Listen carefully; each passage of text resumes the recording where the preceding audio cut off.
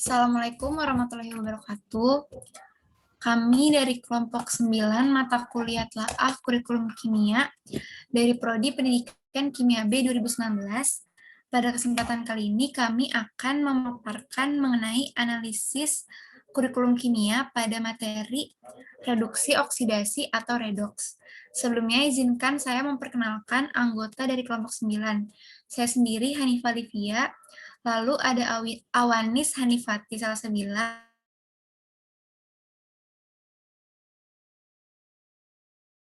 Kristiana.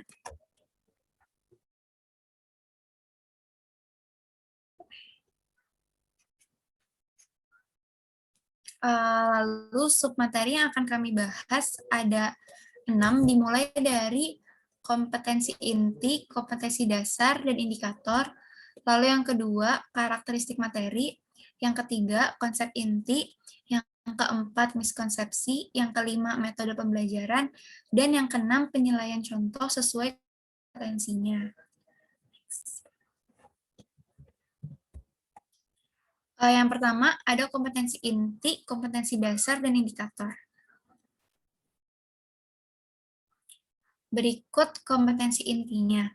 KI yang pertama yaitu menghayati dan mengamalkan ajaran agama yang dianut.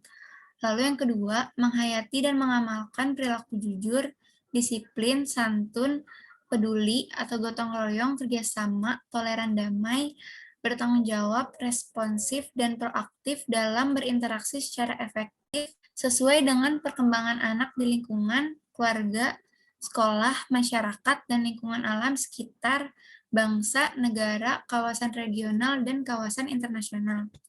Lalu yang ketiga, memahami, menerapkan, dan menganalisis pengetahuan faktual, konseptual, prosedural, dan metakognitif berdasarkan rasa ingin tahunya tentang ilmu pengetahuan, teknologi, seni budaya, dan humaniora dengan wawasan kemanusiaan, kebangsaan, kenegaraan, dan peradaban terkait penyebab fenomena dan kejadian, serta menerapkan pengetahuan prosedural pada bidang kajian yang spesifik sesuai dengan bakat dan minatnya untuk memecahkan masalah. Lalu yang keempat, mengolah, menalar, dan menyaji dalam ranah konkret dan ranah abstrak terkait dengan pengembangan dari yang dipelajari di sekolah secara mandiri, bertindak secara efektif dan kreatif, serta mampu menggunakan metode sesuai kaidah keilmuan. Lalu selanjutnya ada kompetensi dasar dan indikator. Pada materi reduksi dan oksidasi pada kelas 10, kompetensi dasar pada 3.9 yaitu mengidentifikasi reaksi reduksi dan oksidasi menggunakan konsep bilangan oksidasi unsur. Indikator yang akan dicapai pada 3.9.1 menjelaskan definisi reaksi reduksi, reaksi oksidasi, dan bilangan oksidasi unsur. Lalu indikator 3.9.2 menguraikan aturan bilangan oksidasi unsur dalam senyawa atau ion. Lalu indikator 3.9.3 menentukan reaksi reduksi dan oksidasi berdasarkan perubahan bilangan oksidasi. 3.9.4 menentukan zat yang berperan sebagai pengoksidasi dan pereduksi dalam persamaan redoks. Dan pada indikator 3.9.5 menentukan suatu reaksi termasuk reaksi autoredoks atau disproporsionasi.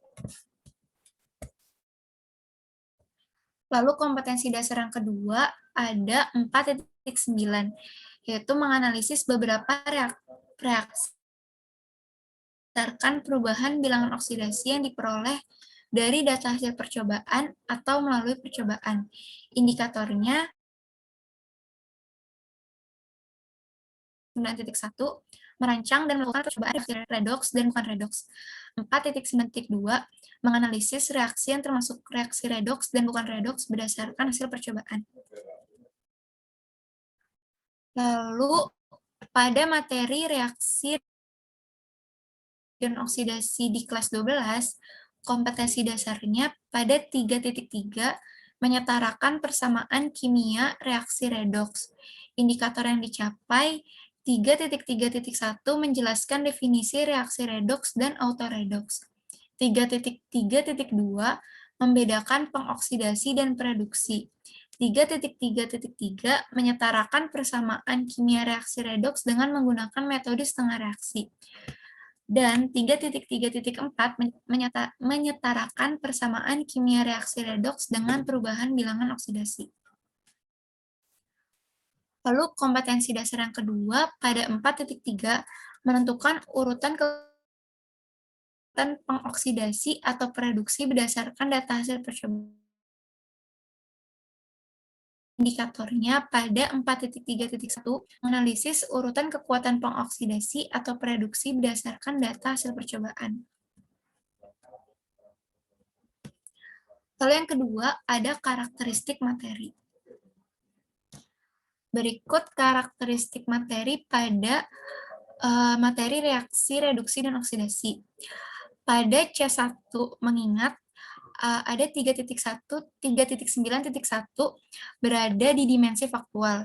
Lalu indikator 3.3.1 juga berada pada C1 mengingat pada dimensi faktual. Selanjutnya indikator 3.9.2 berada pada C2 memahami pada dimensi konseptual. Lalu indikator 3.3.2 berada pada C2 memahami di dimensi konseptual. Lalu pada indikator 3.9.3 pada C3 mengaplikasikan di dimensi prosedural. 3.9.4 pada C3 dimensi prosedural. 3.9.5 pada pada C3 dimensi prosedural. Lalu 3.3.3 berada pada C3 dimensi prosedural. Dan indikator 3.3.4 pada C3 dimensi prosedural. Serta indikator 4.9.1 pada C3 dimensi prosedural. Lalu indikator selanjutnya 4.9.2 pada C4 menganalisis dimensi prosedural. Dan indikator yang terakhir 4.3.1 pada C4 dimensi prosedural.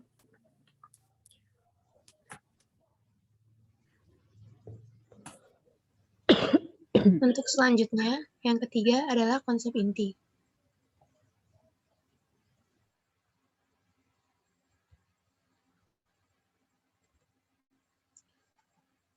Pertama ada konsep redoks berdasarkan pengikatan dan pelepasan elektron.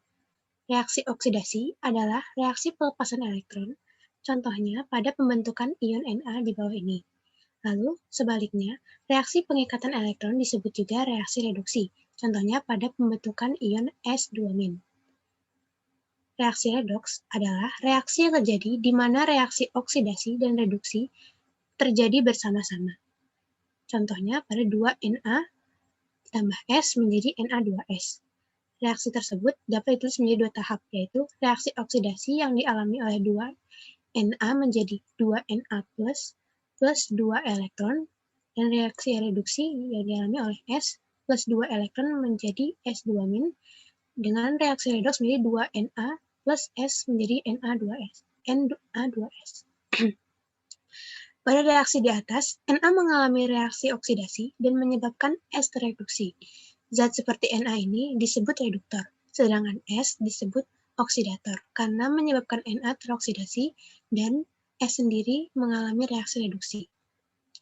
Selanjutnya ada konsep redoks berdasarkan pelepasan dan pengikatan oksigen. Berdasarkan konsep ini, reaksi reduksi adalah reaksi pelepasan oksigen. Contohnya pada reaksi penguraian oksida raksa. Dan reaksi oksidasi adalah reaksi pengikatan oksigen. Contohnya pada reaksi pembentukan tembaga oksida. Konsep redoks berdasarkan perubahan biloks. Berdasarkan konsep ini, reaksi reduksi adalah reaksi yang mengalami penurunan bilangan oksidasi, sedangkan reaksi oksidasi adalah reaksi yang mengalami kenaikan bilangan oksidasi.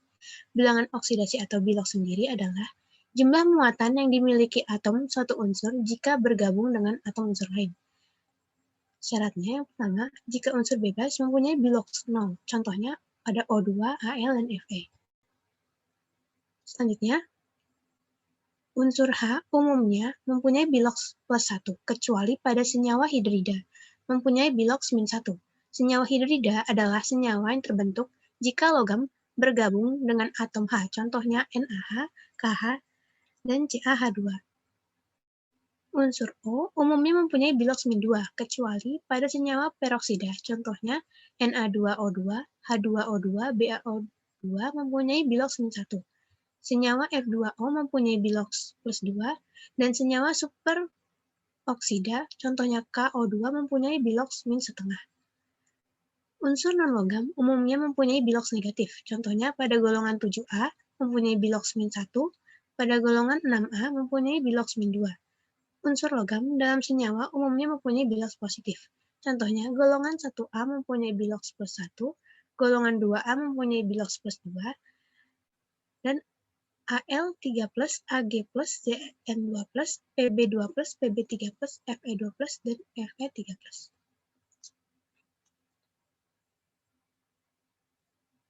Reaksi autoredoks atau disproporsionasi adalah suatu reaksi kimia apabila terjadi kenaikan bilox dan penurunan bilox secara bersama-sama, maka disebut reaksi redoks.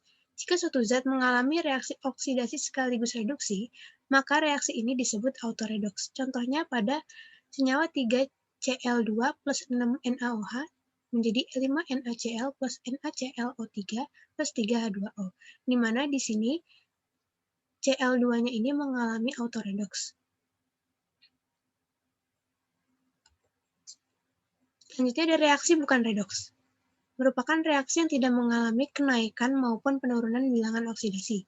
Contohnya pada reaksi di bawah ini, yaitu CaCO3 plus 2HCl menjadi CaCl2 plus CO2 plus H2O. Untuk reaksi redoks, contohnya pada Zn plus H2SO4 menjadi SnSO4 plus H2, di mana oksidatornya itu H2SO4, reduktornya Zn, hasil oksidasinya ZnSO4, hasil reduksinya H2. Selanjutnya ada menyetarakan reaksi redoks. Dalam menyetarakan reaksi redoks dapat dilakukan dengan dua metode, yaitu metode bilangan oksidasi dan metode setengah reaksi.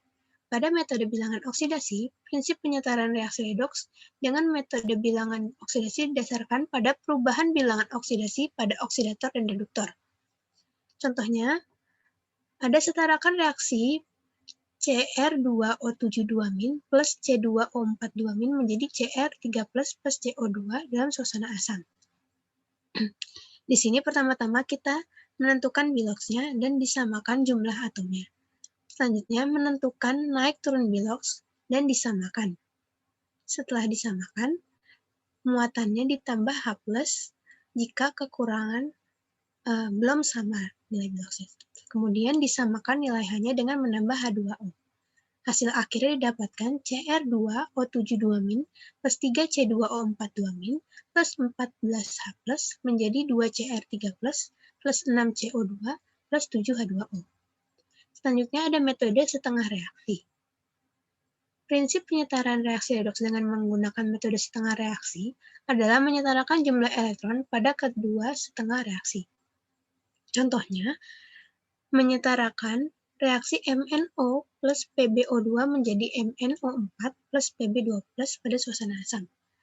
Pertama dibagi reaksi menjadi dua bagian, yaitu reaksi pertama MnO menjadi MnO4- dan reaksi kedua PbO2 menjadi Pb2 plus.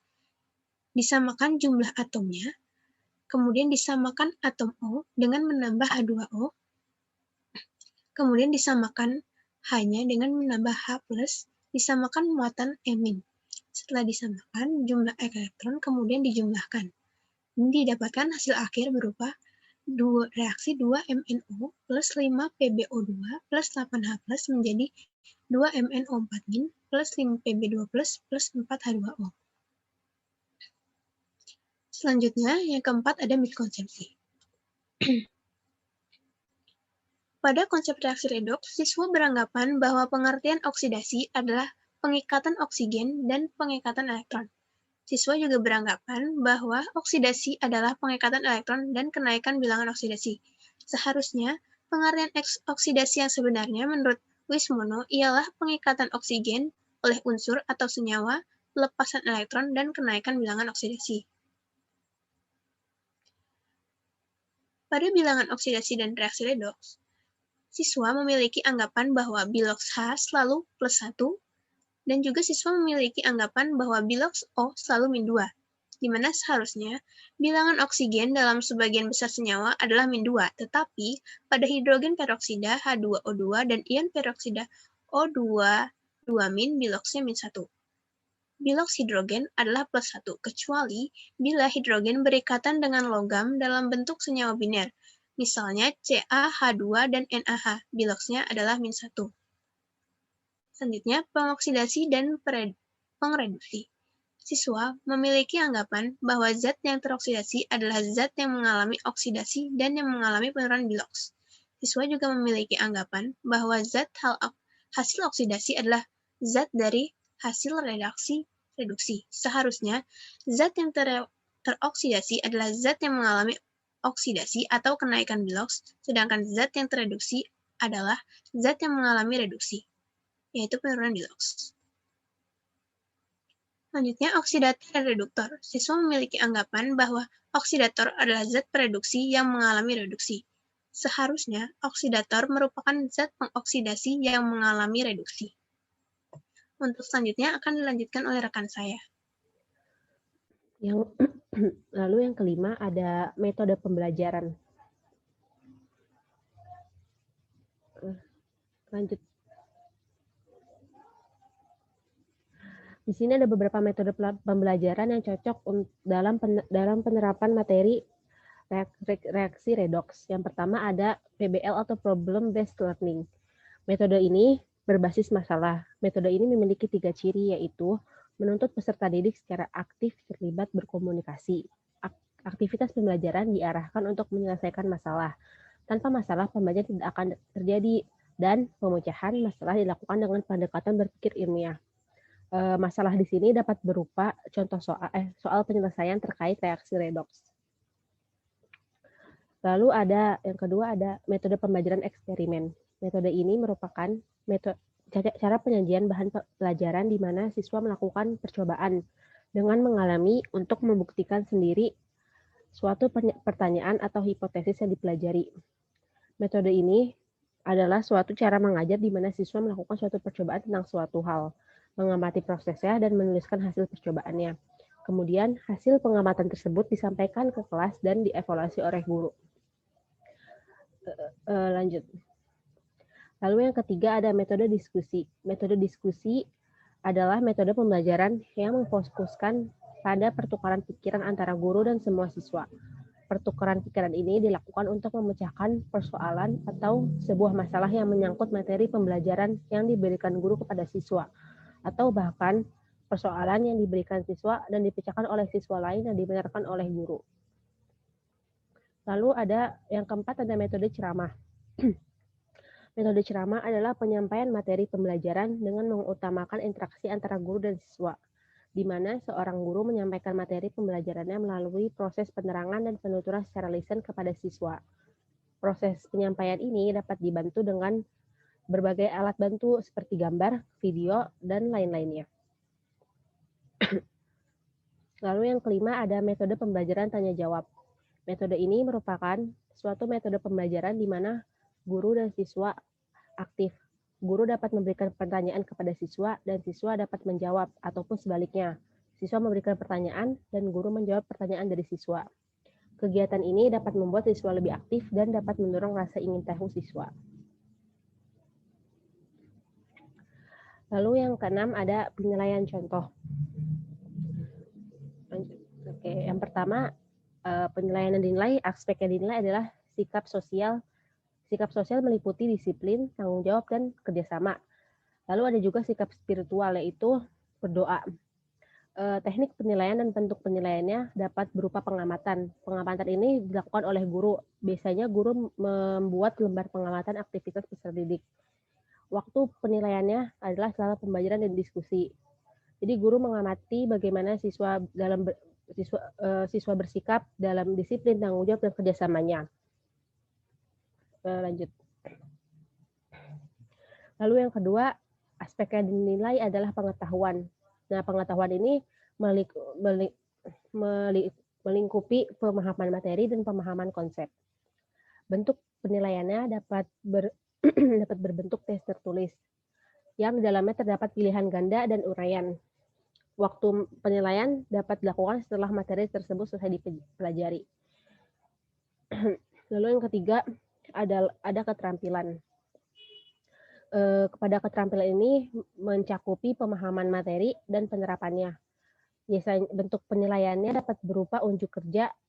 Nah, di sini unjuk kerja ini bisa di dalamnya penilaian dapat berupa lembar penilaian praktikum dan portofolio, yaitu laporan praktikum. Biasanya lembar penilaian praktikum itu guru yang memiliki lembar penilaian praktikum, apakah siswa tersebut sudah mencakupi dari pemahaman materinya ataupun dari penerapan konsepnya. Dan portofolio biasanya siswa yang membuat laporan praktikum yang telah dikerjakan. Waktu penilaiannya selama pembelajaran berlangsung. Oke. Sekian presentasi dari kelompok kami. Terima kasih. Wassalamualaikum warahmatullahi wabarakatuh.